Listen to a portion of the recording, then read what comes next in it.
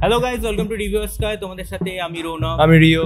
আজকে চলে এসেছি সৃজিত মুখার্জির সিনেমা মৃণাল সেনের বায়োপিকে তৈরি পদাতিক রিভিউ করতে।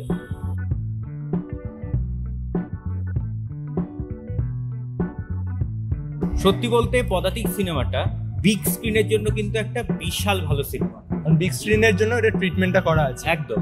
এবং ইচ অ্যান্ড এভরি পার্সন মানে ওই সিনেমা রিলেটেড, সেটা সত্যজিৎ রে থেকে শুরু করে ঋত্বিক ঘটক, প্রত্যেককে কিন্তু সুন্দরভাবে এখানে ফ্রেমিং করা হয়েছে এবং একটা টু দ্য পয়েন্ট লেখা। মানে সৃজিত মুখার্জি কাম ব্যাক এটা বলা যায়।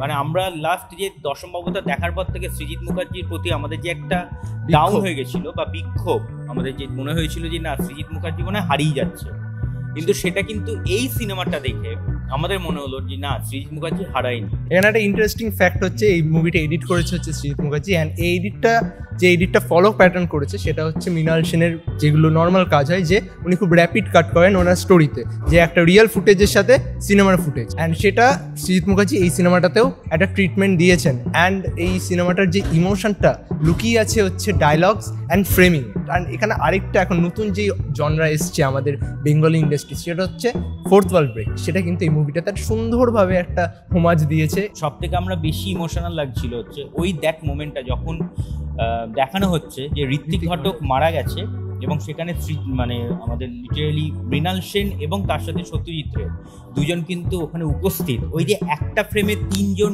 Big cast, that was epic, মানে ইমোশনাল একটা মোমেন্ট। তাদের কিন্তু এই জিনিসগুলো আমরা কিন্তু পাই না সচরাচর। মানে আমরা দেখি যে তারা ভীষণ ভালো কাজ করেছে এই সমস্ত, কিন্তু তাদের যে চিন্তা ভাবনা, তাদের ওভারভিউ, তাদের পারসেপশন, তাদের কি চিন্তা ভাবনা লিখেছে স্টোরিটা, সেটা কিন্তু ভীষণ ভালো। এবং একদম মৃণাল সেনের পুরো স্টার্টিং থেকে লাস্ট এন্ড সুন্দরভাবে কিন্তু এখানে দেখানো হয়েছে যে একটা মানুষ যখন হেরে যাচ্ছে, পাচ্ছে না, সেখান থেকে যে নতুন করে জেতা, এত পুরস্কার পাওয়া, এত কিছু, সেটা কিন্তু সত্যি এখানে একটা দারুণ গ্রাফে সাজানো হয়েছে।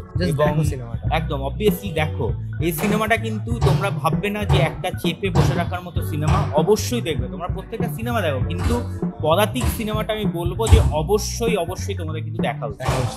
সো এই ছিল রিভিউ ভালো লাগলে লাইক করো, শেয়ার করো এবং সাবস্ক্রাইব করে দিও। কেমন লাগছে সেটা কমেন্টসে জানাতে ভুলো না।